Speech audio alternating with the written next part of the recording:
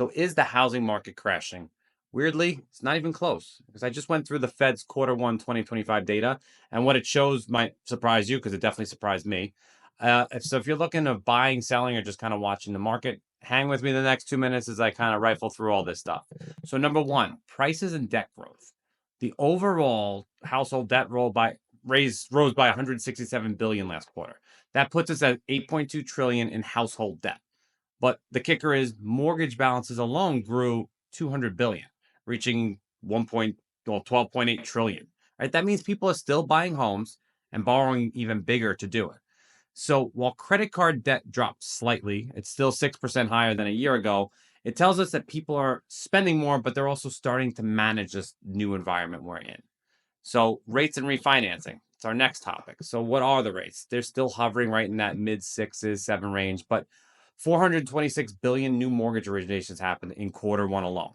That includes purchases and refinances, and translates to buyers are still here, like we said, especially those using seller paid buy downs, HELOCs, which increased for the 12th straight quarter. So people are finding ways to make it work. And that's why the banks are keeping these spreads up high because they're making a ton of money because the buyers are still there.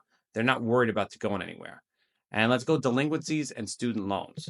So student loan delinquency is actually the more surprising of everything. So overall, 4.3% of all debt is from delinquent student loans, up from 3.6% last quarter.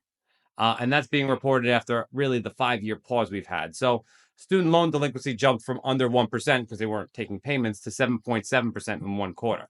But when it comes to mortgages, credit cards, and serious delinquency rates, they're still relatively stable. So no widespread defaults here. As though I've heard people saying, "Oh, the foreclosures are on the rise." They're not there yet. So what does this mean for you and your current market? If you're waiting for a crash, probably not going to happen. So the prices are sticky and inventory is tight and the buyers are adjusting. But the market isn't falling apart. It's just kind of evolving into what this new normal market might be.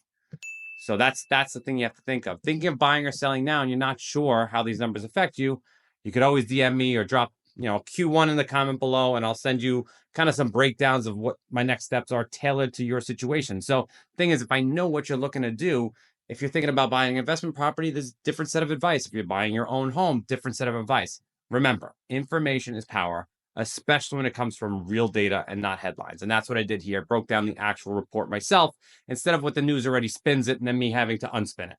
So hope that helps. Here if you need.